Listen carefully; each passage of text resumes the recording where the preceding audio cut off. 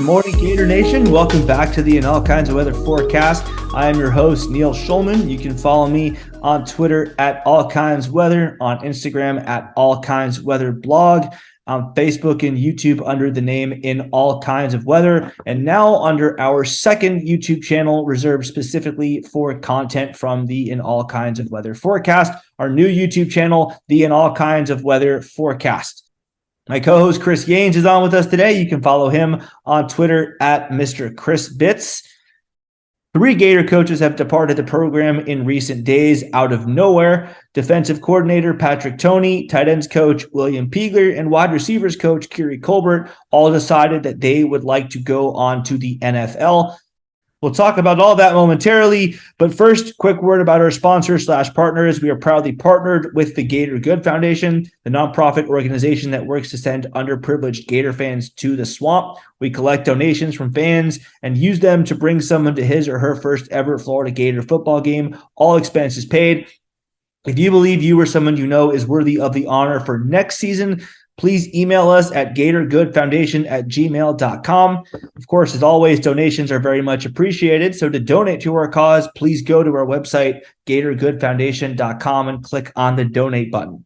Second, we are proudly sponsored by Stingray Branding. These folks will put a sting into your marketing and deliver results that will wow your clients. Whether it's web design, logo design, branding, graphic design, social media management, search engine optimization, marketing strategy, or mobile app design, Stingray Branding has you covered.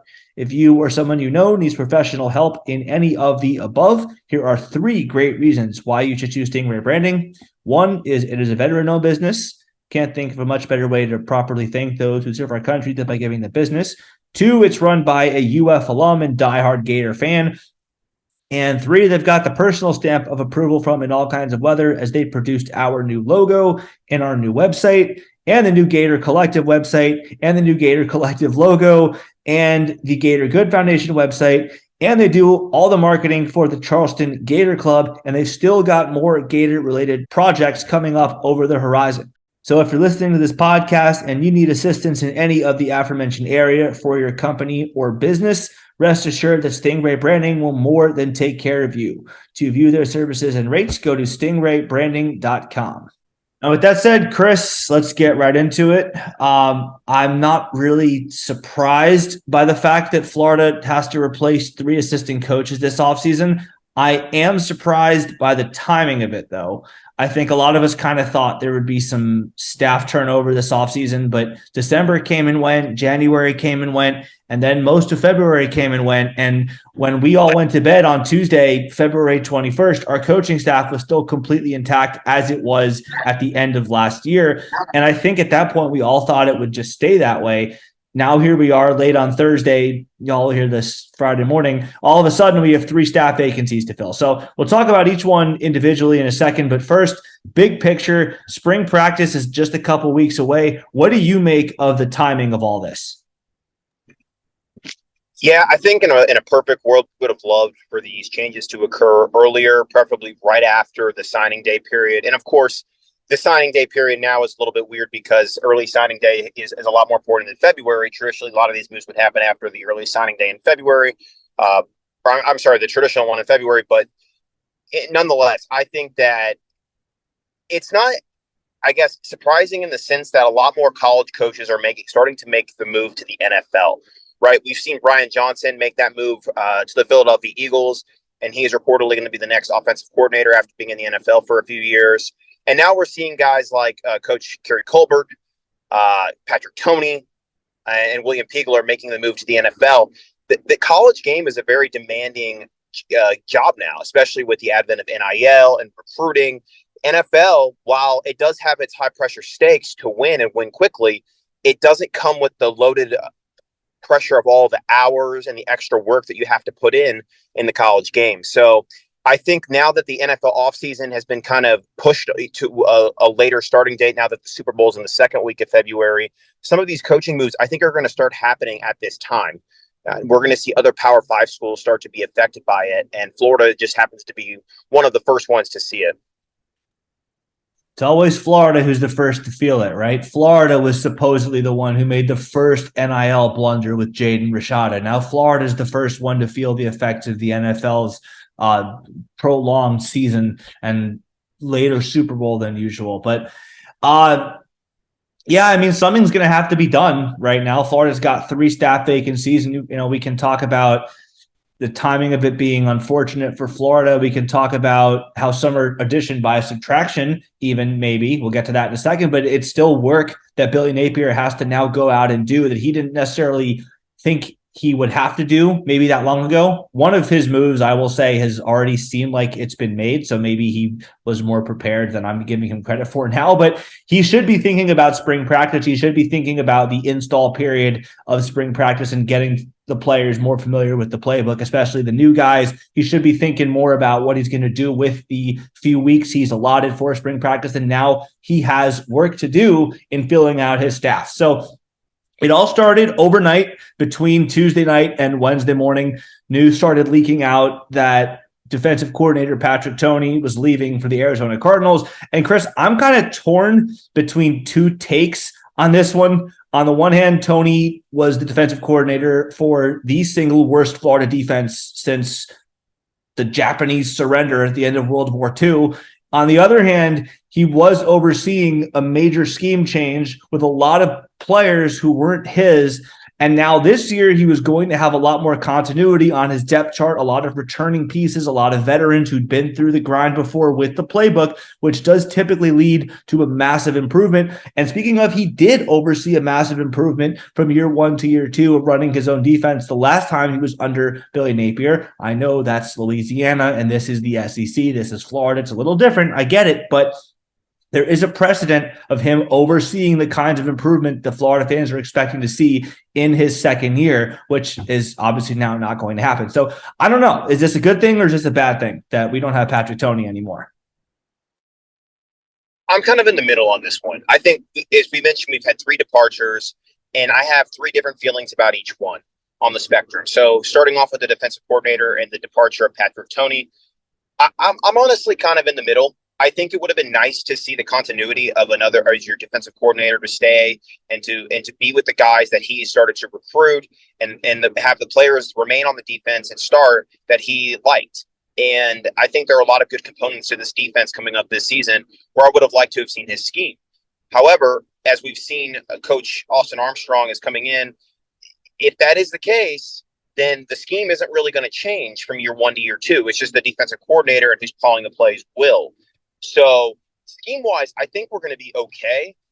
It's just a little it is a little weird to lose your defense coordinator this late in the game, right before spring practice. We don't know if and when Coach Armstrong is going to get to campus and start installing his defense in the spring periods. Hopefully it happens very quickly here. I'd imagine it would. I think, as a CEO of a college football program like Coach Napier is, he's going to have to walk and chew gum at the same time. He's going to have to hire coaches, and he's going to have to get ready for spring practice. And that's what he was hired to do and is paid $7 million a year to do it at Florida. So I think that as far as Patrick Toney, I'm kind of on a scale of 1 to 10, I'm a 5 on how upset I am about it. I'm really, truly in the middle of this whole thing. I would have liked to have seen him continue on and maybe have come back and get some vindication. Because I definitely think that I know I defended him at times throughout the year saying these weren't his guys. And I would have loved to have seen him a little more year to prove that right. But, I think that who's potentially coming in could actually be somewhat of an upgrade based on what we're hearing in the college football ranks. Yeah, definitely have to make a very strong point that it's not definite, it's not final, it's not official that Austin Armstrong is the guy. That was just the report that was kind of leaking out from a couple of different places. So typically when you have different people who work for different outlets and under different organizations or different umbrellas reporting the same thing, more often than not, the information is going to be reliable. And I have been hearing that he does seem to be the favorite to land the job from a couple people close to the program. Nothing official, but it does feel like that's going to be the move. But as for Toney and is it good or bad? Typically it's smarter to wait until you have some data in a coach's second season to start judging him. it was a scheme change. He was dealing mostly with Mullen players. Then again, on the other hand, there have been scheme changes before in the history of the Florida Gator football program. Florida has changed head coaches before. Florida has changed defensive coordinators before. Florida has changed defensive schemes before, from Zook to Meyer, Meyer to Muschamp, Muschamp to McElwain, McElwain to Mullen. I mean, every time there was a coaching turnover, Florida had to install a new type of defense with a new voice. And in none of those situations did Florida even come close to a defense that was outside the top 100 of the FBS in total defense, which Florida was heading into the bowl game. Crazy thing, the bowl game actually helped the defense in that aspect and brought its ranking up to 99th, since Oregon State just sat on the ball for most of the second half. But anyway, Tony was the DC, and he does have to take some blame for that. Players missed tackles, and that's not his fault. Players, did fall down a couple times. That's not his fault. Florida played off of its corners a lot and gave huge cushions. Maybe you can say that's because the staff didn't trust those corners in press coverage, because at Louisiana, there's a ton of film of Tony having his guys play bump and run. So maybe you could say, well, if Tony does deploy a lot of press coverage, a lot of jams at the line, maybe that's just going to get his guys fried more in the secondary. So maybe that was, him thinking through things and not him being incompetent. I don't know. We'll never know. But at the end of the day, he was the DC for the single worst defense Florida's had since World War II. Now, the fix, I think, for that is not going to be a change of scheme, because players already know it and they've been in that scheme for a year. Why change it again and make it more difficult for them? And we know that because Tony's replacement, as we've been talking about, appears to be a guy who is of that same scheme in Armstrong. He was the youngest DC in the country a year ago at Southern Miss, and the Eagles did very well. He had them in the top 10 of several different statistical categories. He had them force 22 turnovers. They finished 42nd in the country in total defense. He then left to become the linebacker coach at Alabama. He's there for 10 days, and then again, reportedly hired by Billy Napier after being there for 10 days. He did start his career as a GA with Napier at Louisiana, so he's got some familiarity with that scheme-wise. But anyway, yes, it's going to involve a new playbook and a new system technically, because it's a new voice, and every new DC is going to have his own way of doing things. But I imagine it wouldn't change too drastically if that is indeed the hire. So that's Tony. Now he's going to be joined in Arizona by William Peagler, who was Florida's tight ends coach last year. That's departure number 2. Chris, what do you make of this one? So how I said I was in the middle on Patrick Toney, I'm on this is an addition by subtraction with William Peagler. I don't really think William Peagler made much of an impact at all on this room. The tight end recruiting was probably one of the worst that I'd seen in a long time at the University of Florida. And honestly, it was a perplexing hire when it happened. A lot of people didn't know who he was. So I'm not upset about this. And I think this is an opportunity for Napier to actually remake and reimagine his offensive staff. We'll see what he chooses to do. And as we know, we're going to be replacing 2 offensive assistants now. But I think this is an opportunity to get creative and potentially improve the offensive staff and the recruiting, for that matter. So to me, this is I'm a 1 out of 10 on this one. I'm pretty I'm actually think this is an addition by subtraction move. So it's really hard for me to evaluate the job he did at Florida, because the guy who was supposed to be tight end number 1 was hurt with Keon Zipper. The guy who was supposed to be his promising backup and Nick Elksnis was also hurt. And the guy who wound up being the number 1 tight end, Dante Sanders, is a converted defensive end. And if you remember, Peagler wasn't ever supposed to be a tight ends coach. Florida took him away from Michigan State. He was the running backs coach there. The only tight end coaching experience he'd ever had was 1 year at Valdosta State in, I think, 2010. And I'm not knocking the guy's knowledge of the game. That's just saying that he always, to your point, Chris, kind of felt like a square peg in a round hole, kind of higher from the jump. It felt like just filling out a position to fill out a position. Oh, he happens to be good at recruiting. Okay, cool. He's got a nice recruiting pedigree. Oh, what's that? At Michigan State, he recruited some good. Oh, okay. I like that. Yeah, screw it. Bring him in and let's see how he does. Kind of a hire. So, Okay, fine. I don't hate bringing in guys because they're great recruiters, supposedly. But he doesn't really have that monster pedigree of developing tight ends that, I mean, in recent history of a Florida tight end coach like Tim Brewster and Larry Scott had. So would have liked to have kept him only for continuity purposes. Don't really see any other drawbacks to losing him. So if we're going to do that 1 out of 10 scale, I'd probably say 3.5, but also with a question mark beside it, with an incomplete, because I don't know what happens if Keon Zipper and Nick Elksnis are both at full strength. It may not have been any different, but we don't know. So I'm just going to leave a question mark there. But overall, can't be too upset about this one. Then there's the big one. Then there's the one that really does sting. And I think this is the one that triggered a lot of the meltdown from the fans and the media alike. Patrick Toney, all right, fine. Worst defense since World War II, whatever. William Peagler, okay, tight ends didn't do anything anyway, so no big deal. Kiri Colbert is not in the same vein as the other two. So I'll let you go first. Chris, how big of a blow do you think this one is to lose him to the Denver Broncos? So this is my 10, right? This is my 10. This is the one that I'm really, like you alluded to, is a big deal. Kiri Colbert was probably, I think, the best recruiter on staff this cycle. I mean, the receiver class that he brought in, it was incredible. And also not just the recruiting ability, but also the scouting ability, identifying a guy like Andy Jean early in the cycle and getting him, who I think a lot of us believe is a diamond in the rough and already is starting to turn heads before spring practice has even begun. And he did a good job coaching up that room last year and getting guys like Ricky Pearsall to have one of the best years of his college career. So I think that this is a big loss for the staff, and Napier is going to have to try his best to get a 1-for-1 here. And there's a lot of names starting to float out there.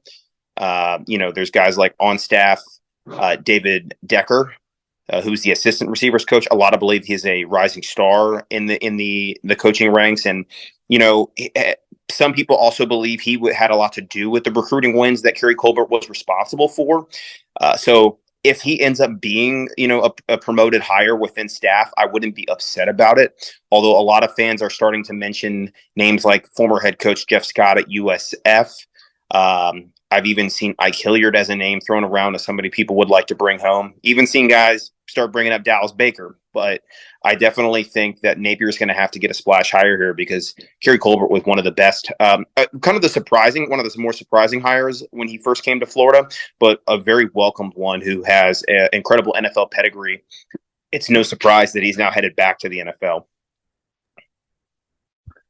Yeah, this is a huge deal. This is a massive, massive loss for Florida. Not going to do the 247 sports thing and say that coaches are bailing. Not going to say it's rats leaving the sinking ship. Not going to say it's the house of cards. Not going to do any of that. And I'm not saying Florida cannot replace him, but this one stings. This one is really, really, really painful for Florida because Colbert checks both the great boxes. He's both a great developer of talent and he's a great recruiter. He's got both of those massive boxes checked in a big way. The big one that I always go back to when I'm talking about how great of a coach he is Amon-Ra St. Brown at USC. He's the one who had everything to do with his development there, which happens to be his alma mater. Ricky Pearsall, as you mentioned, I think Justin Shorter got a little bit better this year. It's hard to really know because of the change of QB, but it seemed like he was taking steps with his route running. Definitely good to see guys like Caleb Douglas step up late in the year and deliver some big time catches. He's gone now, but Dejon Reynolds stepped up late in the year and made some big plays. Got to at least give Colbert an assist on that. And the guy that recruited all three receivers for Florida in this last class, Eugene Wilson, Andy Jean, Aiden Mizell, and the guy that was supposed to work with them, his handpicked guys on all the things they needed to work on. They're talented, but they have some things they could improve on. They're raw. That's gone. He's gone. He's not going to get the chance to coach the guys that he himself handpicked on the trail. And that sucks. And it's not going to be easy to replace him. I mean, I've been trying to, keep the fan base as calm as it can be when you lose three coaches in 2 days, but I can't sugarcoat that. That's a painful loss for Florida. Now, as in terms of who we're going to get to replace him, I think Jeff Scott is out. I don't think he wants to come to Florida. I don't think he has any interest in it. I don't know that he would want to go from being a head coach to being a position coach that quickly. Maybe if a school like Alabama or Georgia offered him, that just won a national title, offered him, maybe he'd do that. But I think he wants to be a coordinator or a head coach. So I don't think he's going to be in the running. Ike Hilliard, I think, is the one that everyone's talking about that does have a chance to be the guy. Obviously, Florida legend, wide receiver, national champion, played a long time in the pros for my New York Giants. So one of the very few Florida Gators I can actually say I remember more for their pro career than their college career. Of course, Gator fans came to know him for that stop and pop on that national championship win against FSU, 52-20. In the 97 Sugar Bowl. And he spent last year in 22 as a receivers coach at Auburn. So he's got some coaching experience at the SEC level in his background. And I think that's the key to notate with him. It's not just, oh, he was a great receiver for Florida back in the day, bring him home. It's not like a Tim Tebow situation where people, like when Brian Johnson left, people were saying, oh, bring Tim Tebow back as a QB coach when he doesn't have that experience in his background. It's not like saying, oh, bring Emmitt Smith to coach the running backs. And when fans wanted to fire Greg Knox back in 20 or 21, I think it was. So no, he's got SEC experience coaching that position that I think makes him a very appealing hire for Florida. And he's not currently doing anything because Hugh Freeze did not retain him in Auburn. So, Chris, I think, is there anyone else that you got on your board to replace him? You mentioned Dallas Baker, but I mean, you're talking about you got to make a splash hire. So we got to think big for this hire. So is there anyone else that's on your mind for this? I mean, maybe if there's a way to convince Juwan Sider to come home. I know there was a thought back last year. He didn't want to coach tight ends. He's not a tight ends coach, but maybe he'd be open to coaching receivers if given an expanded offensive role. And that's what I'm saying. I said earlier, this is an opportunity, I think, for Napier to remake his offensive staff and get a little more creative with the duties. Perhaps you give a guy a receiver coach title, and even if you're not ready to give up the OC or the play calling duties, maybe you have passing game coordinator or something like that. You assign more responsibility to that assistant coach. They have more input in the game plan, even in maybe potentially play calling, even though Napier would still remain the main play caller, the play caller of the offense. I think that's how you maybe allure somebody like a Jeff Scott, give them an opportunity to prove themselves again at the SEC level if they ever want to get back to, another shot at a head coaching gig again. I think that Ike Hilliard, Dallas Baker, those are more nostalgic hires. Ike Hilliard was at Auburn, so he's got the SEC coaching experience. Dallas Baker, more so the group of five, but he has proven himself. Or I think he's actually at Baylor now, if I'm not mistaken. He's at Baylor, so he's made it to the Power Five. But, I think those would be hires that make the fan base happy because they are, Florida Gator legends. They're national champions. They were great players on those teams, respectively, in 06 and 96. So if those are the guys, I would be happy. I think that it's kind of like a Mike Peterson hire in a way, right? You bring back a legend, potentially somebody that could sell the logo, sell the brand, is going to be really happy to rep it and would be here a long time. That's the other thing. If you want continuity on the staff, you got to hire guys that are willing to stay here. I think that when you bring a guy like Kerry Colbert in, you should have known that he was going to be a hot commodity potentially for the NFL, given his background. And Jeff Scott would be the same thing. Jeff Scott, if he proves himself, I think would be somebody that wants to take that next step up and get a promotion quickly. So if you do make a splash hire, that's fine, but be prepared for them to walk away. So there's, I guess, maybe the more safe, happy hires that the fan base will be satisfied with, and like in a Dallas Baker or an Ike Hilliard, or you try to make a splash with like a Jeff Scott, maybe a Juwan Sider. Sider could be the home run, though, if you were to convince him to come home in some way, because I think he wants to come back to the state of Florida. A lot of people have alluded to that on Twitter and various other media outlets. And he's just waiting for the right opportunity to do so, and maybe the timing with his family and where they are in high school. But we just kind of have to wait and see what Napier decides to do. I mean, if you're talking about the ultimate splash hire, and there's all kinds of reasons why this is wrong, you just touched on them all. But if you're talking about making the biggest splash possible, go after Joe Brady, who's now the QB coach for the Bills, and have him coach the receivers the way he did at LSU, and have him take over the passing game the way he did at LSU. I don't know what the deal was with him in Carolina. Something smelled fishy there, why that didn't work. I don't know that he is anywhere near as hot of a commodity in the NFL as he was when he first left LSU to go to the pros. But it feels like if you were to go and just offer him the world, he'd listen. I'm not saying he'd take it because he's working with Josh Allen and a super high powered offense in Buffalo. But I think if you were to offer him enough money and just tell him, like, hey, here are all the perks you're going to have. You're going to have the keys to this offense. Go do what you want to do. Give yourself the opportunity to reboost your stock to that point where it was after that 2019 LSU season. I think he'd listen. And, that's all we can ask for, because that's a massive, massive get if we do get him. And I think he could benefit from it as well. I think his stock has taken a bit of a hit, and he could use the opportunity to sort of rehabilitate himself, or at least rehabilitate his stock. I don't know. I think he's an example of, like I mentioned earlier in the podcast, how a lot of guys are just kind of phasing out of the college game. It's a tough gig now to be in college. And he always, I think, struck a lot of people as somebody that took his opportunity at LSU, had one great moment, struck lightning in a bottle with that team in 2019, and then bolted to the NFL. I think he always kind of had his sights on the NFL. So I'd be very shocked if he ever comes back to the college game anytime soon. And like you mentioned, the ability to coach a consensus top 5 NFL quarterback right now in Josh Allen, a team that's going to be a contender year in and year out as long as he's the quarterback there in Buffalo. I don't see the reason to leave, because if let's say Ken Dorsey, who's the offensive coordinator, leaves, he in theory would be in line to become the offensive coordinator for the Buffalo Bills, who then that's your opportunity to become a head coach in the NFL. Similar track that Brian Johnson, I think, is on right now in Philadelphia. The quarterback's coach. Now he's probably going to be promoted to offensive coordinator in Philly. And then if he does well with Jalen Hurts, has an opportunity to become a head coach in the NFL. So I think that I think right now, in all likelihood, my prediction is that we either promote David Decker or we hire Ike Hilliard. I think that's the most likely scenario. I'd put it at 75, 80% chance that it happens.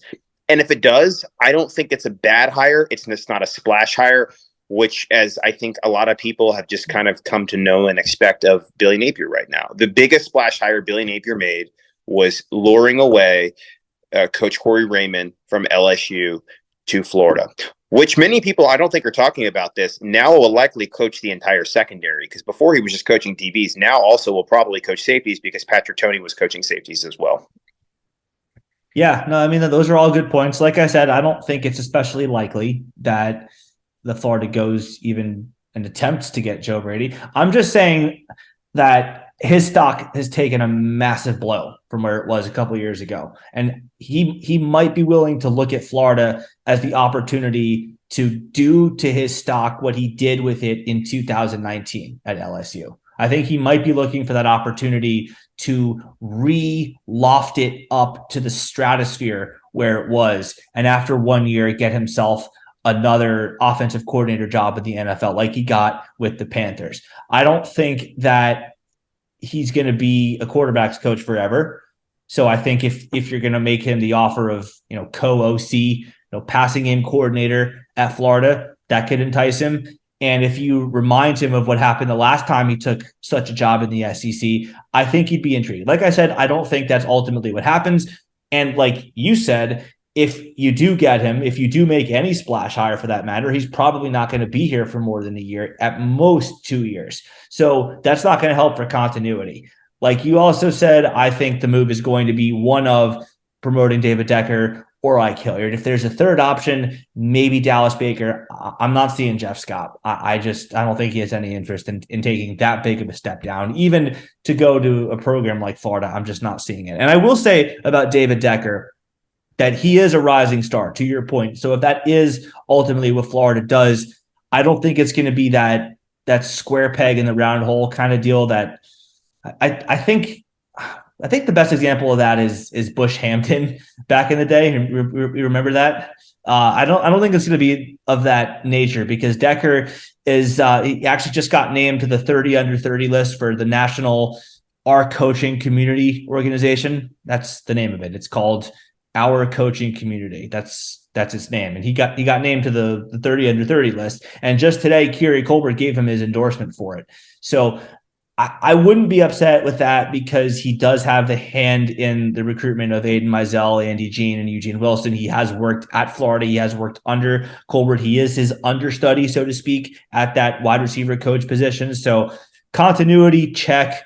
Recruiting, check. Rising star, check. Could be here for more than a year or two. Check. Yeah. Maybe he's here for 3 or 4 years before he gets his, coordinator job or so. So would not hate that. Probably has a hand in the 2024 guys that we're already recruiting for the next class.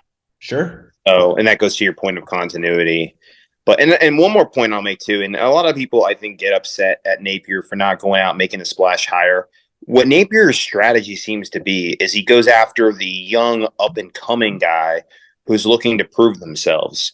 So, like, you look at a guy like Austin Armstrong, young up-and-coming coach, was one of the youngest coaches ever to be named defensive coordinator. I think he was 27 years old, and he was already coaching a defense at the Group of 5 level Division I football, and actually did improve Southern Miss's defense considerably from the year before he was there. And some of the categories that I was impressed with was turnovers forced, like interceptions, forced fumbles, tackles for loss, as well as sacks.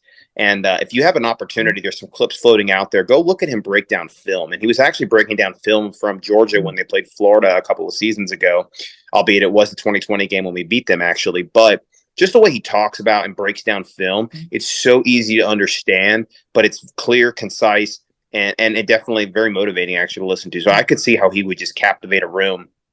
And how he is a rising star because he's been on the coaching staff with Kirby Smart, and he also was identified by Nick Saban as a defensive coordinator in waiting at Alabama. That's why he was hired to become the linebackers coach. That's why he made a lateral move down to a position because he knew he was likely going to become a defense coordinator at Alabama sometime. But now he seemingly has this opportunity to do it now at another SEC school.